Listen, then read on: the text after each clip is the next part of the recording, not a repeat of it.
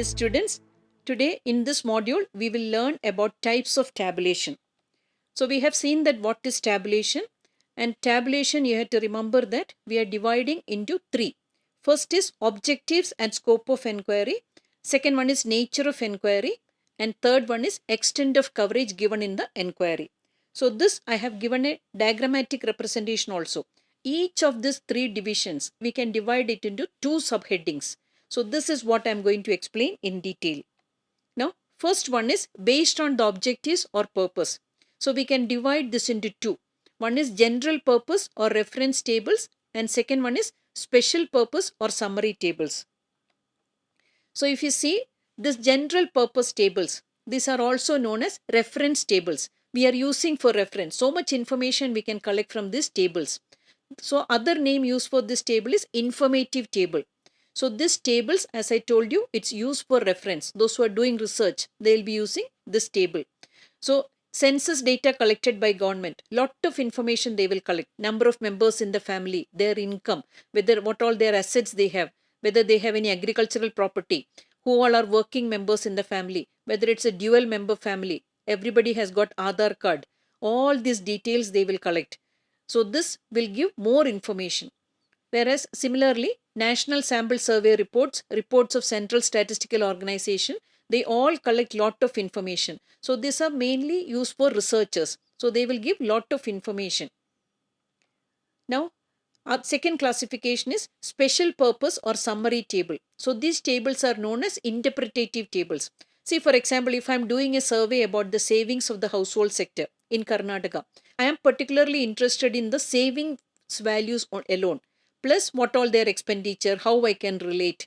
So I am interested in only few information from the general purpose table. So whatever is required for my research, I will take and I will prepare a table that is known as interpretative table. So this, the relationship between or the significance of figures. So what all a researcher is interested, so that information only will be presented in this table. And we can use statistical ratios, percentages, we can use that for comparison. So when you're comparing the data, it will be more meaningful. See, for example, profit figures of different companies in the same line of business. We'll compare, so we will get more information. So that is why we are calling it as interpretative tables. The reader should be able to get some interpretation from the table.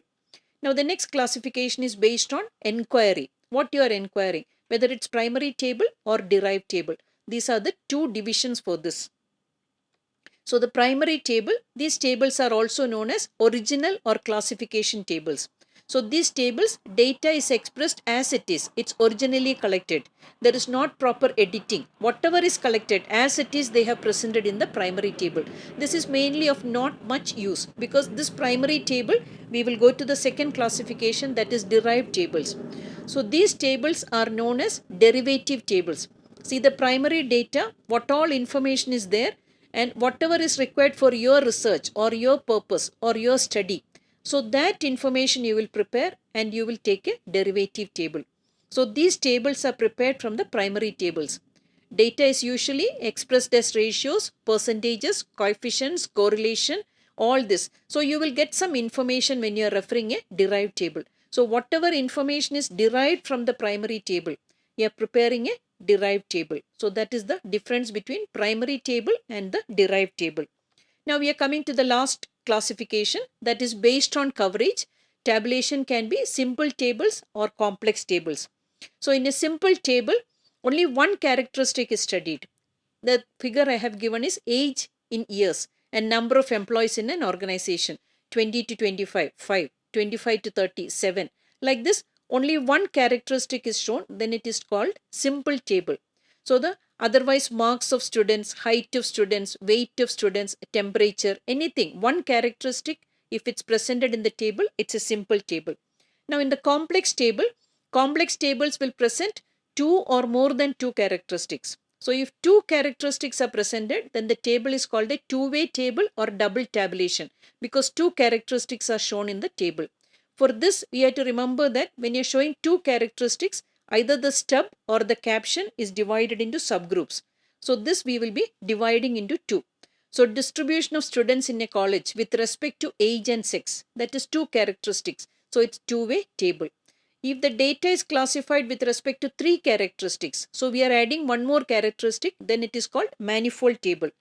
Example is sex, age and literacy, 3 characteristics, then it is called a manifold table. Then one more classification, higher order tables, that will give information about more than 3 characteristics. Example, distribution of students in a college according to faculty, class, sex and year. So here it is 4 characteristics. Then that is the higher order table. So this is what I want to explain with this module. Thank you.